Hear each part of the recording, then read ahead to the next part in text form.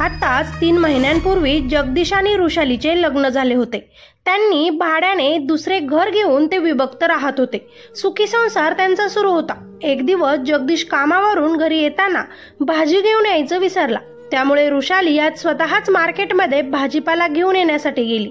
परंतु भाजी घेऊन आल्यानंतर जेव्हा घरात आली तिच्या पायाखालची जमीनच सरकली। 25 वर्षीय जगदीश हा रक्ताच्या थारोळ्यात तरफडत पडलेला होता। तिनं घाईतच जवळ राहत असणाऱ्या जगदीशच्या मामांना फोन केला व पटकन घरी बोलवलं। खरं सांगायचं तर या सगळ्यामागे जगदीशची बायको ऋषाली तर नाही ना, पण जगदीश जेव्हा घरात होता तेव्हा ऋषाली तर भाजी आणण्यासाठी मार्केटमध्ये गेली होती आणि ती घरी आली तेव्हा जगदीश रक्ताच्या थारोळ्यात तरफडत पडला होता। मग ऋषालीनं हे सगळं केले तर कसे केले, चला बघूया ही पूर्ण कथा। लग्न जमवत असाल, साखरपुडा जवळ आला असेल, पण तुमच्यासोबत हे सगळे कधीच घडू नये असे वाटत असेल तर ही स्टोरी नक्की पूर्ण बघा। महाराष्ट्रातल्या कल्याणमधील विठ्ठलवाडी दुर्गा मंदिराच्या समोरच यशवंत अपार्टमेंटमध्ये जगदीश आपल्या भावासोबत राहत होता। 25 वर्षीय जगदीश साळुंके हा मनाने खूप शांत आणि प्रेमळ स्वभावाचा मुलगा होता। तो एका फार्मसी कंपनीमध्ये काम करत होता। जगदीशचे वडील गोकुळ साळुंके एकदमच भोळे व्यक्ती होते। गावाकडे त्यांची थोडीशी जमीन होती आणि त्यांचं स्वतःचं एक केस कापण्याचं दुकान होतं। त्यांना 2 मुले होते। मोठा मुलगा कांचन साळुंके आणि लहान मुलगा जगदीश साळुंके। मोठ्या भावाचे लग्न झाले होते, त्यामुळे जगदीश त्याच्याकडे कॉलेजनंतर शहरात राहत होता। आता जगदीश देखील मोठा झाला होता, त्यामुळे त्याचं लग्न करायचं त्याच्या घरच्यांनी विचार केला आणि त्याच्यासाठी मुलगी शोधायला सुरू केलं। आणि एक कुटुंब त्यांना आवडलं जे मल्हारमध्ये राहत होतं। त्यांच्या कुटुंबामध्ये त्यांची मुलगी ऋषाली, मोठा भाऊ व त्यांची आई हे तिघच राहत होते। त्याच्या वडिलांचं काही दिवसांपूर्वीच निधन झालं होतं। ऋषालीचा मोठा भाऊ याच्यावर कुटुंबाचा भार होता, म्हणून त्याचे अजून लग्न झालेले नव्हते। ऋषाली अंगकाठीनं जितकी नाजूक होती तितकीच दिसायला देखील सुंदर आणि देखणी होती। त्यामुळे 25 वर्ष जगदीशला ऋषाली बघताक्षणीच खूप आवडली। ऋषालीच्या आई आणि भावाला ऋषालीला पाहायला आलेला नवरदेव जगदीश सुद्धा आवडला, त्यामुळे त्यांच्या लग्नाला लगेचच त्यांची संमती मिळाली। ऋषाली आणि जगदीशची मनपसंती झाल्यानंतर त्यांचा लगेचच साखरपुडा सुद्धा करण्यात आला आणि लगेचच साखरपुड्यामध्येच त्यांच्या लग्नाची तारीख देखील ठरण्यात आली, जी 3 महिन्यांनंतर होती। साखरपुडा झाल्यानंतर जगदीश आणि ऋषाली हे दोघेच एकमेकांसोबत फोनवर खूप बोलायला लागले। जवळपास 3 महिने या दोघांचंही बोलणं सुरू होतं। दोघेही एकमेकांना चांगलंच ओळखू लागले।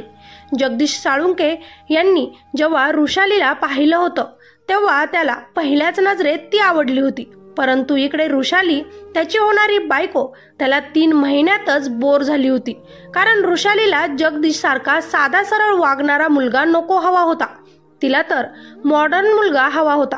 त्यामुळे लग्नाच्या 20 दिवसा अगोदरच ऋषालीनं जगदीशला दादर स्टेशनवरती भेटण्यासाठी बोलवलं।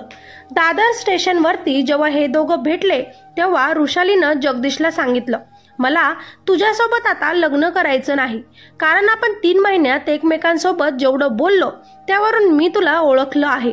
आपले दोघांचेही विचार अजिबात मिळत जुळत नाहीत। दोघांचेही विचार पूर्ण वेगळे आहेत आणि तरी देखील आपलं हे लग्न झालं तरी आपण दोघंही एकमेकांसोबत आनंदी राहणार नाही। त्यामुळे तू असं कर की तुझ्या आई वडील आणि भावाला सांग की मला हे लग्न करायचं नाही। ऋषालीचं असं बोलणं ऐकल्यानंतर जगदीशला मोठा धक्काच बसला। त्याच्या पायाखालची जमीनच सरकली, कारण जगदीशचे आई वडील भाऊ यांनी सगळीच लग्नाची तयारी केली होती। लग्नाच्या पत्रिका देखील वाटून झाल्या होत्या आणि जगदीशला सुद्धा गेल्या 3 महिन्यांपासून ऋषाली खूप आवडू लागली होती। तो तिच्या प्रेमात पडला होता। ही गोष्ट जगदीशनं ऋषालीला समजून सांगितली की आता असं कसं शक्य आहे, सगळ्या नातेवाईकांमध्ये आता आपले लग्न होणार आहे असेच पसरले आहे। तेव्हा ऋषालीनं जगदीशला धमकी दिली, जर हे लग्न झालं तर लग्न झाल्यावर मी माझ्या जीवाचं काहीही बरं वाईट करून घेणार आणि पुढे मग त्याचे काय परिणाम होतील हे तुम्ही सगळ्यांनीच बघून घ्यायचं, अशी धमकी ऋषालीनं जगदीशला दिली। तेव्हा तिच्या अशा धमकीनं जगदीश पूर्णपणे घाबरला। जड पावलाने तो आता घरी आला। आता काय करावं त्याला समजेना, म्हणून त्यानं ऋषाली आणि त्याच्यात काय काय बोलणं झालं वृषालीनं त्याला घरी काय सांगायला सांगितलं हे सगळं काही त्यानं आपल्या आईला व भावाला खरंच सांगून दिलं आणि जगदीशच्या बापाने लगेचच वृषालीच्या भावाला खरी फोन करून तुमच्या मुलीनं आमच्या मुलाला काय बोलायला सांगितलं हे सगळं सांगितलं. आता वृषालीच्या घरी हे समजल्यानंतर वृषालीच्या आईनं व भावानं वृषालीला खूप जास्त सुनावलं.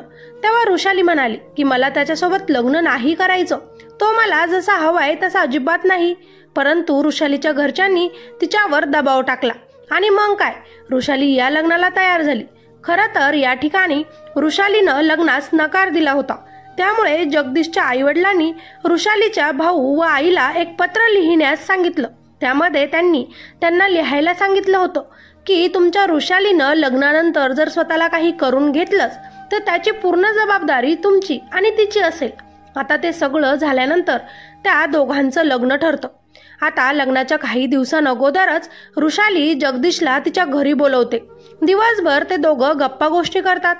जगदीश त्यांच्या घरातून निघून जाताना वृषाली त्याच्यासाठी डबा बनवते.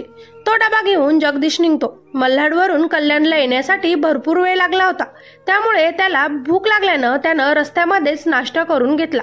त्यामुळे घरी आल्यानंतर त्याला भूक लागलीच नाही. त्यामुळे वृषालीनं त्याला जो जेवणाचा डबा दिला होता तो तसाच राहिला.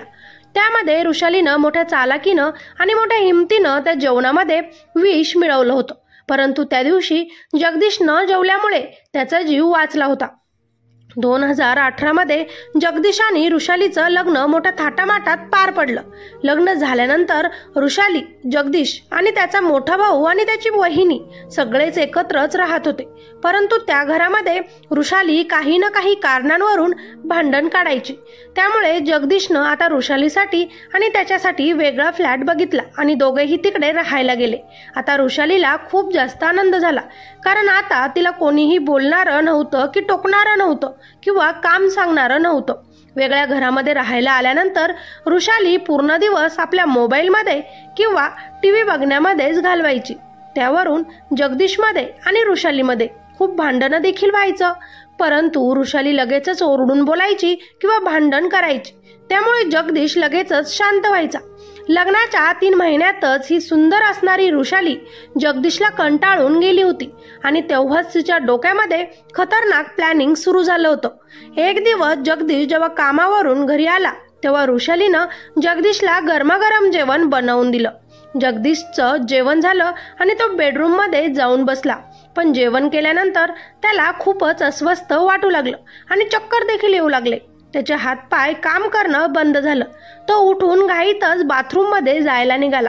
तेवढ्यातच तिने पाठीमागून नायलॉनची दोरी जगदीशच्या गळ्यामध्ये अडकवली आणि पूर्ण ताकद लावून त्याचा गळा आवळू लागली. वृषालीनं त्याच्या जेवणामध्ये विष मिसळवलं होतं, म्हणून त्याचे अवयव काम करत नव्हते. त्याच्यात ताकद राहिली नव्हती की तो स्वतःला तिच्यापासून वाचवू शकेल. ती त्याचा जीव घेत होती, पण तो तिचा प्रतिरोध सुद्धा करू शकत नव्हता. जेव्हा वृषालीला वाटलं की जगदीश संपला आहे तेव्हा तिनं घाईतच त्याला तिथे बेडवर पाडले व घरातील सगळे सामान अस्तव्यस्त इकडे तिकडे फेकून दिले. आपले सोने, काही पैसे घेऊन तिनं ते लपवून ठेवले व लगेचच घाईघाईत जगदीशच्या मामांना नंदलाल साळुंके यांना फोन केला आणि फोनवरती रडत रडत वृषालीनं मामांना सांगितलं, मामा, घरामध्ये चोरी झाली आहे आणि त्या चोरट्यांनी जगदीशला देखील मारले आहे. तुम्ही लवकर या, मला खूप भीती वाटत आहे. जगदीशच्या मामांनी वृषालीचं बोलणं ऐकल्यानंतर त्यांना देखील धक्काच बसला. ते वृषालीला म्हटले, मी लगेचच येतो, तू घाबरू नकोस. जगदीशचे मामा नंदलाल यांनी जगदीशचा मोठा भाऊ कांचन साळुंके याला फोन केला आणि जगदीश सोबत काय घडले ते सांगितले. कांचन आणि त्याचा मामा हे दोघंही लगेचच जगदीशच्या घरामध्ये पोहोचले. बघता बघता ही बातमी आजूबाजूच्या परिसरात पसरली आणि आजूबाजूचे देखील लोक जगदीशच्या घराकडे धावून आलेत. जेव्हा जगदीशचा मामा आणि मोठा भाऊ कांचन आणि त्या परिसरामधील लोकांनी पाहिलं तेव्हा जगदीश बेडवरती पडलेला होता. घरामधील सामान इकडे तिकडे फेकले होते आणि त्याची बायको वृषाली ही जगदीशला मिठीत पकडून मोठमोठ्यानं रडत होती. घराशेजारी राहणाऱ्या स्त्रियांनी जगदीश व वृषालीला वेगळे केले आणि जगदीशला लगेचच जवळच्या हॉस्पिटलमध्ये भरती केले गेले. जगदीशचा मामा आणि मोठा भाऊ जेव्हा हॉस्पिटलमध्ये त्याला घेऊन गेले तेव्हा तेथील डॉक्टरांनी जगदीशची तपासणी करण्यास नकार दिला आणि सांगितले की तुम्ही रुक्मिणीबाई हॉस्पिटलमध्ये जगदीशला घेऊन जा. तेव्हा लगेचच जगदीशचा मामा आणि मोठा भाऊ रुक्मिणीबाई हॉस्पिटलमध्ये त्याला घेऊन गेले. हॉस्पिटलमध्ये घेऊन गेल्यानंतर तेथील डॉक्टरांनी जगदीशची तपासणी केली. परंतु तपास करत असतानाच डॉक्टरांनाही समजून चुकलं की जगदीशचा जीव आधीच गेलेला आहे. या केसमध्ये काहीतरी गडबड दिसते आहे. म्हणून त्या डॉक्टरांनी लगेचच जवळच्या पोलीस स्टेशनमध्ये फोन केला. या घटनेबद्दल माहिती दिली. पोलीस लगेचच रुक्मिणीबाई हॉस्पिटलमध्ये या ठिकाणी आलेत आणि डॉक्टरांसोबत बोलणं केलं. आणि तसेच जगदीशचे मामा आणि जगदीशचे भाऊ यांच्यासोबत सुद्धा पोलिसांनी याविषयी चर्चा केली. तेव्हा पोलिसांनी जगदीशला पाहिलं तर त्याच्या बॉडीवरती पोलिसांना असं काही आढळलं. तेव्हा पोलिसांना लगेचच समजलं की ही केस चोरीची नाहीच, यामागे दुसरेच काहीतरी लपले आहे. आता जगदीशचा मृतदेह छानविच्छेदनासाठी पाठवून दिला आणि पोलिसांनी या घटनेचा तपास करायला सुरू केलं. पोलीस सगळ्यात अगोदर जगदीश ज्या फ्लॅटमध्ये राहत होता त्या ठिकाणी गेले. जगदीश आणि रुशाली राहत असणाऱ्या फ्लॅटची पोलिसांनी एकदम बारकाईनं तपासणी केली. पोलिसांनी जेव्हा जगदीशच्या घरामध्ये तपास केला तेव्हा त्यांना घरामध्ये झालेली चोरी आणि जगदीशचा गेलेला जीव यामध्ये बऱ्याच गोष्टी त्यांना वेगवेगळ्या वाटत होत्या. जगदीशचा जीव गेला तेव्हा सगळ्यात प्रथम पाहणारी त्याला त्याची बायकोच होती. म्हणून पोलिसाचा संशय पहिला तिच्यावरच गेला आणि म्हणूनच त्यांनी रुशालीला चौकशीसाठी बोलवलं. रुशाली जेव्हा पोलीस चौकीला गेली तेव्हा पोलिसांनी तिला विचारलं नेमकं काय झालं आणि कसं घडलं. तेव्हा रुशाली म्हटली की जगदीश कामावरून घरी आला. त्यावेळी मी त्याला येताना भाजी आणण्यासाठी सांगितलं होतं, पण तो भाजी घेऊन यायचं विसरला. स्वयंपाकाला दुसरी भाजी नसल्यानं मीच मार्केटमध्ये भाजी आणण्यासाठी गेली. परंतु मार्केटमधून घरी आल्यानंतर घरामध्ये ही सगळी विचित्र घटना दिसली. मी धावतच बेशुद्ध असणाऱ्या माझ्या नवऱ्याकडे धावले. मी घरात तिकडे तिकडे बघितलं, वस्तू पडलेल्या होत्या.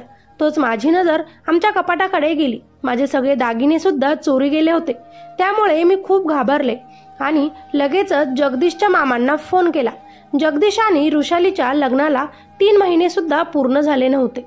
रुशालीनं सांगितल्याप्रमाणे पोलिसांनी अज्ञात व्यक्तीवर गुन्हा दाखल केला आणि पोलिसांनी अजून जास्त खोलवर या घटनेचा तपास सुरू केला.